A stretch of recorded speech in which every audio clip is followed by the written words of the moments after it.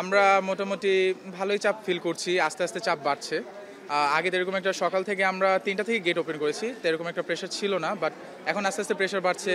যারা ফুটবল প্রেমীরা ওরা আস্তে আস্তে আসছে। আর তার উপর দেশের একটা অবস্থার একটা বিষয় আছে।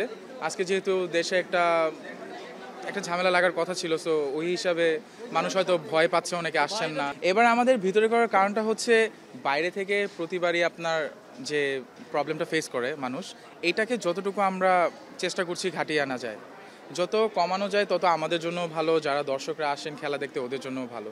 চেক করছি যে কীভাবে করলে দর্শকদের জন্য ভালো হয়। একবার বাইরে করে দেখলাম, এবার এবার ভিতরে করে দেখলাম, যেভাবে সুবিধা হয় আমাদের জন্য, দর্শকদের জন্য আমরা সেভাবে এগিয়ে যাবো ইনশাল্লাহ।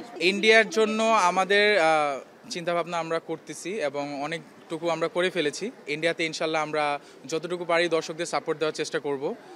প্রতিবারের মতো করেই আমরা 3 নাম্বার 4 নাম্বার এবং যতগুলো ভিআইপি গেট আছে সবগুলোতেই আমরা আমাদের ভলেন্টিয়ারদের নিয়োগ দিয়ে রাখবো ইনশাল্লাহ। প্রতিবার আমরা যে প্রবলেমগুলো ফেস করি ইনশাল্লাহ আমরা ইন্ডিয়ার ম্যাচে সেটা করব না। পানির বোতলের উপরে আমি কোনো কমেন্ট করতে পারবো না, বিকজ ওই পার্টের টোটালটাই ইভেন্ট ম্যানেজমেন্টের উপরে। অ্যান্ড হচ্ছে বাট আমাদের কমিউনিকেশনে যতক্ষণই বলা হয়েছে যে পানির বোতল অ্যালাউড না, ব্যাগস অ্যালাউড না।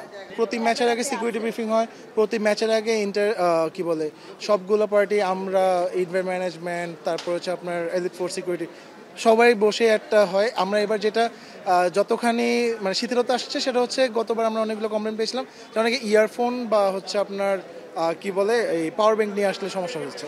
সো ওইটা আমরা হচ্ছে উইথড্র করে দিয়েছি। আচ্ছা ঠিক আছে, মানুষজন দূর থেকে আসে, ইয়ারফোন বা পাওয়ার ব্যাংক রাখতেই পারে সাথে, এর বাইরে তেমন কিছু না। ওটা সব পত্র সবার কাছেই আসলে কমিউনিকেট করে দেয়, সবগুলা পার্টি জানে যে আসলে কি আছে, কেন নাই। অনেক এক্সেলেন্ট কাজ করছে এবং আমার ফ্যামিলির সাথে তো খুশি।